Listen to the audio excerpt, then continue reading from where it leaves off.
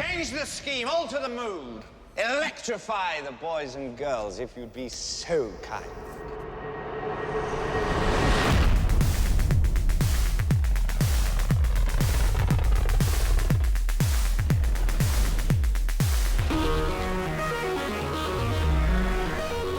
TRON Legacy is the eagerly anticipated sequel to the 1982 cult classic TRON.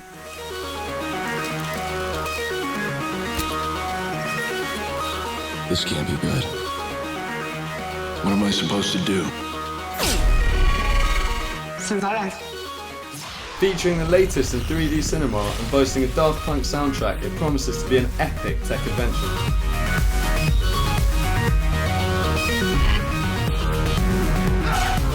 Here they come!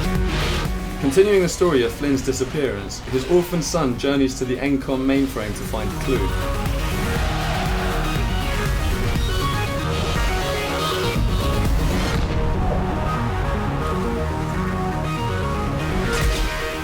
With a cast including Olivia Wilde and Garrett Hedlund, Jeff Bridges reprises his role as Clue, directed by first-timer Joseph Kosinki. Projector.tv caught up exclusively with cast and director. Yeah, well, I wouldn't, I don't think anyone would want their first film compared to the most successful movie ever made. But the truth is, there's certainly some technology in Avatar that we've built on, particularly the cameras that James Cameron and Vince Pace developed for Avatar. We were able to use the next generation version for our film. Ours was conceived as a 3D film from the start 3 years ago, 2 years before Avatar came out. We knew we wanted to make a true 3D movie. We didn't cut any corners in terms of the quality of the 3D image. I feel pretty strongly that this is the highest quality 3D image that's possible to get. We shot the whole thing in 3D. We finished the whole thing in 3D.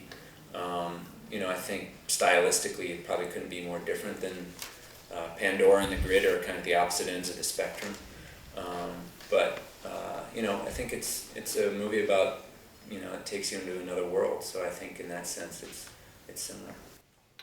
There's a great fondness for technology, and I think also all the folks who saw the first one, seeing this one, it kind of rekindles their own childhood a bit. They remember the first time they saw it, and that kind of brings the kid in them back to life.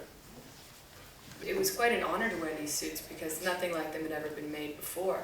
I mean, they were latex and foam with lamps running through them and wires running down our bodies and battery packs. We were like little Energizer bunnies.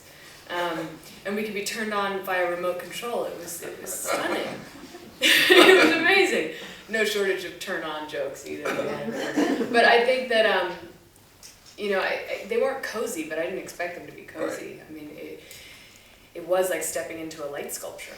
And I remember the first time that I was in my suit and they turned me on, and it was amazing. So there you go. You can't avoid them. Yeah, well, it's odd. It's one of the great things about making movies, just generally, is that it's a collaborative art form. You're working with all these other artists to create kind of a magic trick in a way. And this was that to the nth degree. Well, my face is running it. A lot of times my body is another body, and I would have to work with John Reardon, who played my body of Tron. He would, I'd show him, what I'm doing, and it was kind of interesting that it was not exactly how I do it, so it kind of like made it a little bit different, which sort of worked for Clue a bit, that it wasn't exactly me, but an interpretation of me from other artists.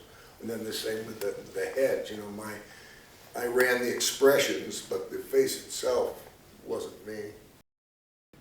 I credit Joe for collaborating with me to create Cora in that way. I think a lot of other filmmakers would have encouraged the female character to be overly sexualized and to be defined by that. And I think in a world as sexy as Tron, it certainly would have fit in.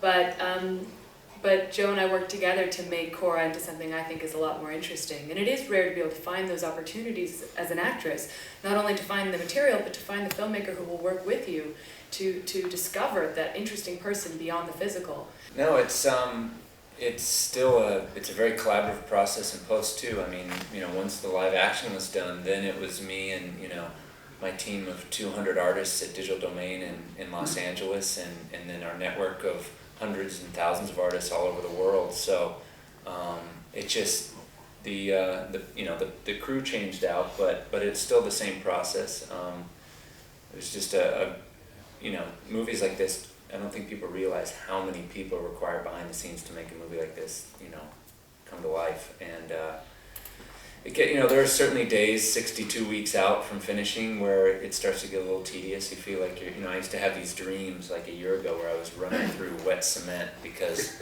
that's kind of what it feels like. You take a 2-hour movie and you spread it out over 3.5 years, you end up making about, a minute a week or something is the progress you're making. So it requires, some patience, but it feels good now to be done. And, I think we're all excited for people to finally see it.